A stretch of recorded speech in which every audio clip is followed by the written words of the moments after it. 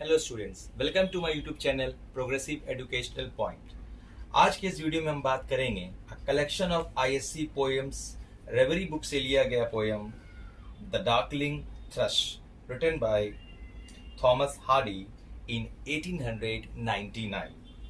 Originally ये poem title था by the century's death bed 1900। ये पब्लिश हुआ था दिसंबर 29, 1900 में एक weekly newspaper in the graphic में। इस पोएम में पोएट ने डिस्क्राइब किया है अपना खुद का फीलिंग्स और feelings of an entire nation, यानी पूरे पूरे अपने देश का फीलिंग्स जब सेंचुरी चेंज हो रहा था, यानी 19th सेंचुरी से 20th सेंचुरी में एंटर कर रहा था और विक्टोरियन एरा से मॉडर्न एरा में। विक्टोरियन एरा जो बेसिकली मार्क था एक इंटेंस और काफी तेजी से परिवर्तन आया था पॉलिटिक्स, सोसाइटी और रिलीजियस बिलीफ में। डेवलपमेंट हुआ था साइंस और टेक्नोलॉजी का। ये सारे चेंजेस ने एक एक फीलिंग्स क्रिएट किया था होपलेसनेस का कि आने वाला फ्यूचर कैसा होगा। पोएट हताश है, निराश है, उसे इस बात का डर है कि जो आने वाला सेंचुरी है वो कैसा होगा और उस सेंचुरी में किस किस्म के फीलिंग्स लोगों को कैसा क्या देखने को या क्या महसूस करने को मिलेगा। लेकिन पोएम स्टार्ट करने से पहले I would like to request you कि अगर आप नए मेरे इस चैनल में तो प्लीज सब्सक्राइब माय चैनल और आइकॉन बेल प्रेस करना मत भूलिएगा, ताकि जब भी मैं कोई वीडियो अपलोड करूं तो उसका नोटिफिकेशन आपको मिलता रहे। And please don't forget to share and like my video. तो चलिए स्टार्ट करते हैं poem the darkling thrush written by Thomas Hardy.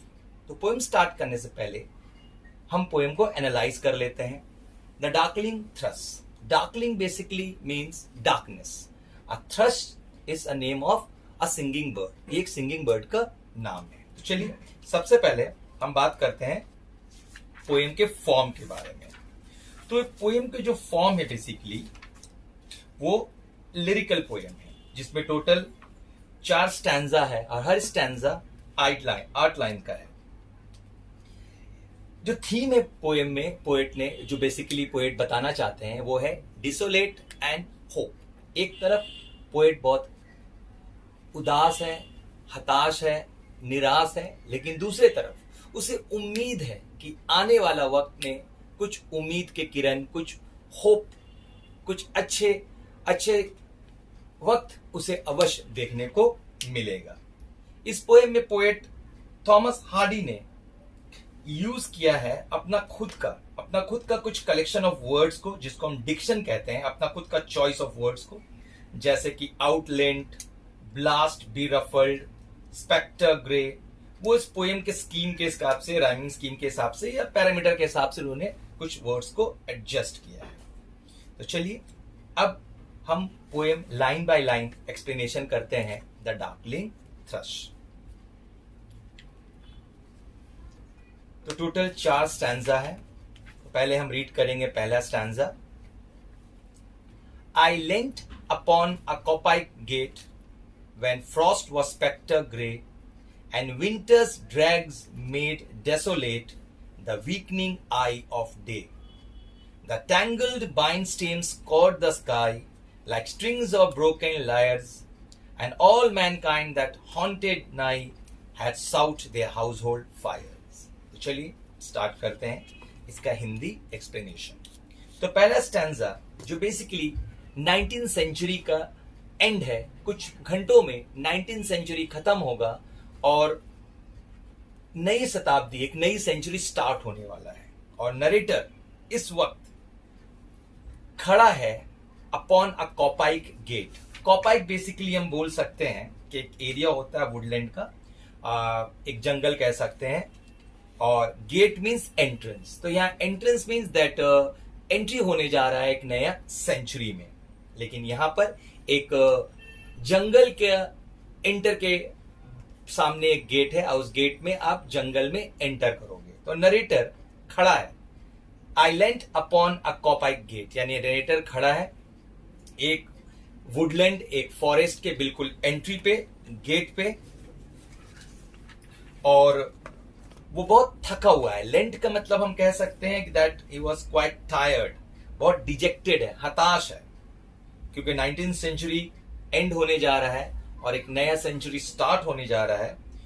Narrator बिल्कुल हताश निराश खड़ा है गेट पे, जो ओपन होता है वुडलैंड में, यानी एक जंगल में। When frost was spectre grey, और बेसिकली ये जो गेटवे है डेफिनेटली ये इंडिकेट कर रहा है एक नया सेंचुरी को। और ये जो सारा सामने का वातावरण है वो बिल्कुल धुंध जैसा है, जैसे मानो धुंध के कारण सामने का वातावरण कुछ दिख नहीं रहा है, और ऐसा महसूस होता है जैसा स्पेक्टर ग्रे। स्पेक्टर ग्रे का मीनिंग हम कह सकते हैं कि फ्रॉस्ट की वजह से लैंडस्केप जो है वो बिल्कुल अंधेरा है, डार्क है, काफी धुंध है, जिसके वजह से वो बिल्कुल एक घोस्टली अपीयरेंस प्रेजेंट कर रहा है। तो फ्रॉस्ट के कारण जो सामने का वुडलैंड दिख रहा है नरेटर को, वो बिल्कुल धुंध के कारण अंधेरा है और उसे पता नहीं है कि सामने क्या है या क्या कुछ है। And the winter drags made desolate, क्योंकि विंटर का सीजन है, जैसे कि हम लोग जानते हैं कि यूरोपियन कंट्रीज में विंटर को एक अच्छा सीजन नहीं माना जाता, क्योंकि उसमें बहुत ज्यादा ठंड पड़ता है और लोगों को बहुत पसंद नहीं होता। लोग ज्यादातर विंटर सीजन में इंडोर रहना पसंद करते हैं। बाहर काफी ठंड होता है, धुंध रहता है, ओस रहता है, बर्फबारी होती है। वहां पर स्प्रिंग और समर सीजन को ज्यादा प्रेफर किया जाता है। तो इसलिए हम ये भी कह सकते हैं कि विंटर सीजन की वजह से और ज्यादा धुंध है, और जो वुडलैंड है, जो फॉरेस्ट है, उसके जो इर्द गिर्द का वातावरण है, जो इन्वायरमेंट है, वो नरेटर महसूस नहीं कर पा रहा है और वो बहुत घबराया हुआ है, डरा हुआ है, हताश है कि पता नहीं कैसा आने वाला वक्त है। And winter drags made desolate, drags का मतलब कह सकते हैं जो बचा कुचा है, मतलब रिमेनिंग बिट्स ऑफ जो भी बचा कुचा है, वो बहुत ज्यादा नरेटर को डेसोलेट कर रहा है, उसे मतलब बहुत ज्यादा परेशान कर रहा है, उसे हताश कर रहा है। The weakening eye of day, और इस वातावरण के कारण, विंटर के वजह से जो आपका पूरा लैंडस्केप है वो जैसे अंधेरा हो गया है, और सूरज की जो किरणें हैं वो भी उस विंटर लैंडस्केप में रोशनी नहीं दे पा रहा है। Weakening eye of the day का मीनिंग हम कह सकते हैं कि अंधेरा के कारण जो सूरज है, आई ऑफ द डे बेसिकली मतलब होता है सन, वो भी कमजोर पड़ गया, उसकी रोशनी बिल्कुल जैसे मानो महसूस नहीं हो पा रही है और एकदम अंधेरा अंधेरा जैसा आसपास का सारा एरिया दिख रहा है। The tangle bind stems caught the sky, और जंगल में टेंगल बाइंड स्टेम का मतलब होता है कि आपके जो आपका पेड़ है, उसके जो ब्रांचेस हैं, उसके छोटे जो टहनियां हैं, वो उलझ से गए। टेंगल मीन्स वो आपस में उलझ से गए हैं, जिससे पूरा घिर गया है और आसमान साफ दिख नहीं रहा है। आसमान जैसे मानो ढक गया है, आसमान बिल्कुल दिख नहीं रहा है। Like the strings of broken lawyers, तो यहां पर पोएट बेसिकली बताना चाहते हैं कि जिस लायर्स जो एक म्यूजिकल इंस्ट्रूमेंट हम कह सकते हैं कि एक छोटा हार्प जैसा होता है जिसमें तारे होते हैं और तारों को से ट्यून प्रोड्यूस होता है। तो ये जो बाइंड स्टीम्स है, यानी ये जो टहनियां हैं पेड़ के, ये वैसे ही बिल्कुल उलझ गए हैं जैसे कि मानो कोई लायर यानी कि आपका जो म्यूजिकल इंस्ट्रूमेंट है वो टूट गया है और उसके जो तार है आपस में उलझ गए हैं। तो यहाँ पर पोएट बेसिकली बताना चाहता है कि ठंड के कारण या फिर हम कह सकते हैं जो धुंध के कारण, फ्रॉस्ट के कारण चारों तरफ में आपके जो पेड़ पौधे वो सूख चुके हैं, सूरज की रोशनी उन्हें पूरी मिल नहीं रही है, उनके जो टहनियां हैं वो टूट के एक दूसरे से उलझ गए हैं, और जैसे मानो कोई जो म्यूजिक है यानी कि होप का जो म्यूजिक है या हम कह सकते हैं जो एक नया एनर्जी का म्यूजिक है वो बिल्कुल प्रोड्यूस नहीं हो रहा है। हर जगह जो है सिर्फ हताश है, उदासी है। And all Mankind that haunted नाई, मानो कि जो आबादी है, जो मैनकाइंड है, जो लोग हैं, वो भी इस मौसम से बहुत ज्यादा डर गए हैं, घबरा गए हैं, और वो जैसे बहुत वरीड है। हॉन्टेड मीन्स वरीड, और वो मानो अपने घर के अंदर है। They are staying indoor, had solved their household fires, और मानो अपने घर चले गए हैं, घर के अंदर हैं, और इस ठंड से बचने के लिए, इसके ताप से बचने के लिए, ठंड का वो लोग मानो आग जलाए हैं और उसकी गर्मी वो लोग लेना चाह रहे हैं। तो पहला स्टैंजा में पोएट ने बताया, थॉमस हर्डी ने बताया कि किस तरह का एनवायरनमेंट है, नया सेंचुरी स्टार्ट होने वाला है, लेकिन उन्हें उम्मीद पूरी तरह नहीं है कि आने वाला सेंचुरी कैसा होगा। उसे उन्होंने कंपेयर किया है विंटर से, कि वो किस तरह विंटर में जो फ्रॉस्ट के कारण, डार्कनेस के कारण कुछ नहीं दिखता, क्या होगा, कैसा होगा। और नरेटर बहुत ज्यादा चिंतित है आने वाले जो कह सकते हैं हम, जो आपका जो लैंडस्केप उसको दिख रहा है और सूरज की रोशनी भी नहीं पड़ रही है, सारे जो टहनियां वो उलझ से गए हैं और लोग भी घर के अंदर है, यानी कि जो बाहर का वातावरण है बिल्कुल डेजर्टेड है, बिल्कुल खाली है, उदासी है, हताश है और कहीं पर भी उम्मीद की कोई किरण नहीं दिख रहा है। चलिए अब हम रीड करते हैं second stanza. The land's sharp feature seems to be the century's corpsed outland. His crypt, the cloudy canopy, the wind its death lament. The Asian pulse of germ and birth was shrunken hard and dry, and every spirit upon earth seemed feverless as I. तो second stanza में narrator continue करता है अपना sadness को, अपना डेसोलेटनेस को, उदासी को हम कह सकते हैं, जो हताश है। और सेकेंड स्टैंजा बेसिकली यहां पर कंपेयर किया जा रहा है, हम कह सकते हैं मेटाफोर वे में रेफर किया जा रहा है, जो विंटर का लैंडस्केप है, यानी कि जो फीचर्स है, शार्प फीचर्स विंटर लैंडस्केप का, उसको कंपेयर किया जा रहा है सेंचुरी डेथ से। The land sharp feature seems to be the century's corpse outland, यानी कि जो ठंड की वजह से जो आसपास का सारा एनवायरनमेंट है एकदम सन्नाटा है, बिल्कुल खाली है और ऐसा लग रहा है मानो पिछला सदी जो अभी बीत रहा है वो मर गया है। उसकी जो डेड बॉडीज है वो एक उदासी का संकेत कर रहा है, उसे हमें बताना चाह रहा है।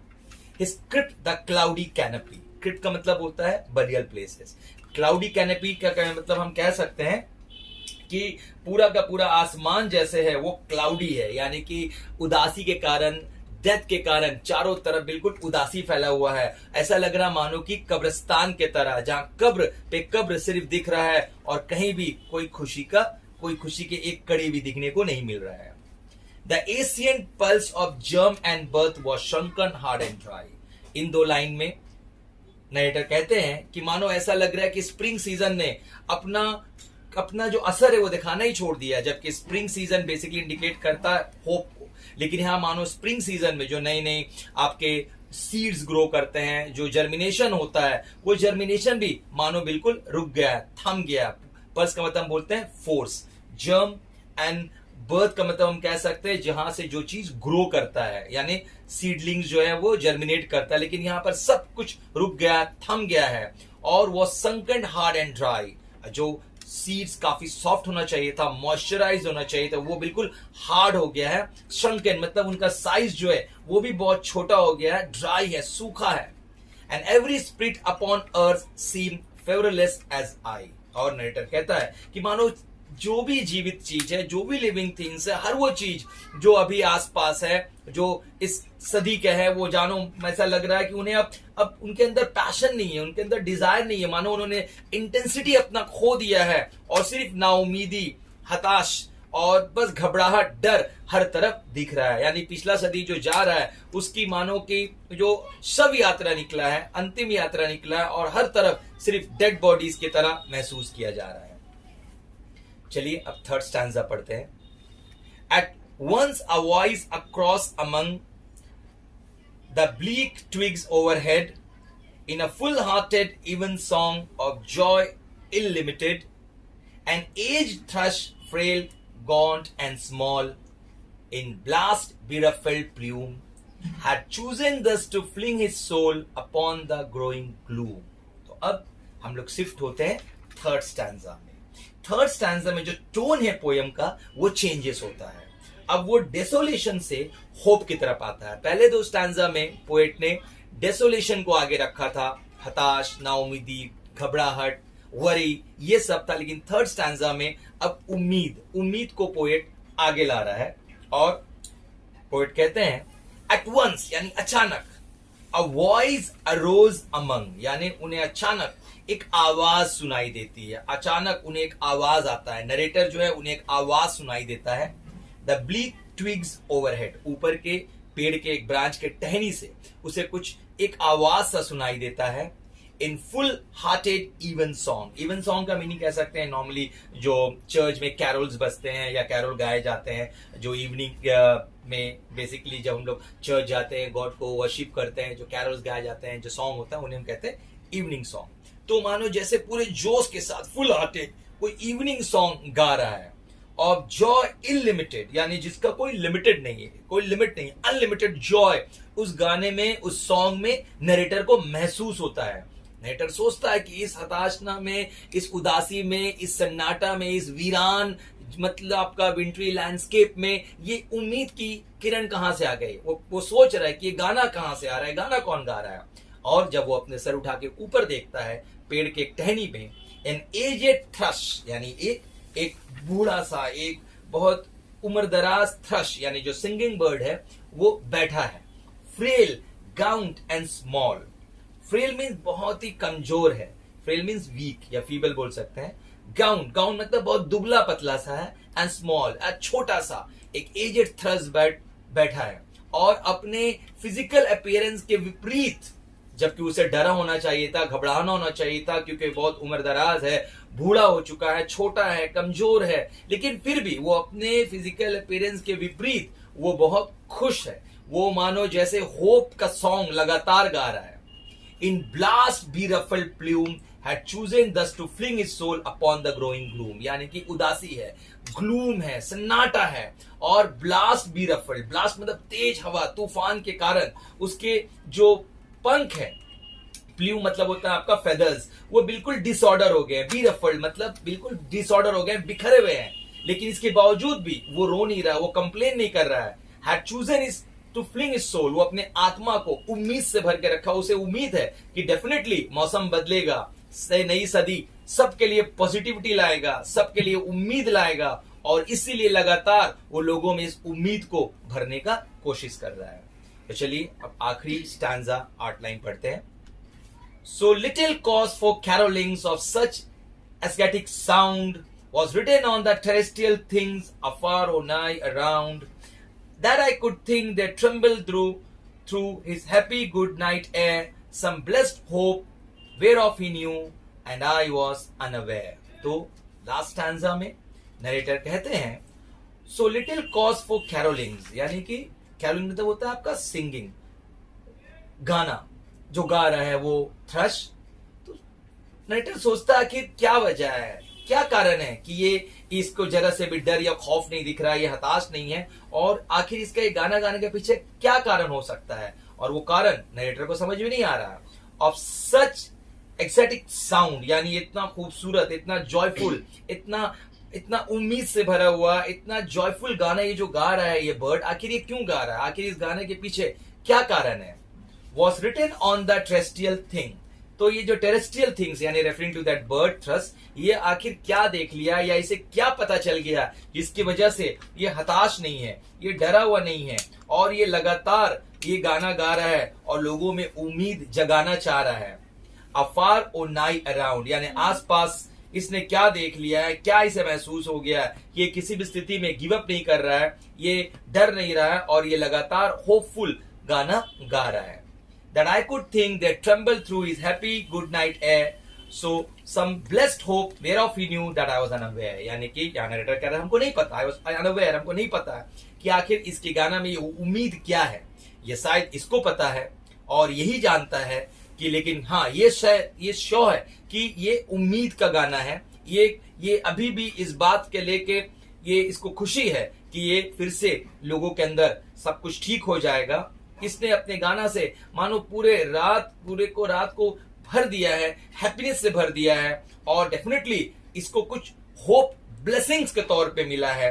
और मे बी ये कुछ रिलीजियस हो सकता है, कुछ रिलीजन से रिलेटेड हो सकता है, इसका फेथ या होप, ये आपका कुछ इसका वर्च्यू हो सकता है, लेकिन फिर भी इतना तो तय है कि ये होप का गाना गा रहा है। और ये होप का गाना ये क्यों गा रहा है इसके बारे में मैं पूरी जानकारी नहीं रख सकता हूँ, मुझे ठीक से इसके बारे में पता नहीं है, लेकिन हाँ ये श्योर है कि ये लाइफ और होपनेस भरना चाह रहा है इस सदी में। तो चलिए, उम्मीद है आपको ये पोएम समझ में आया होगा।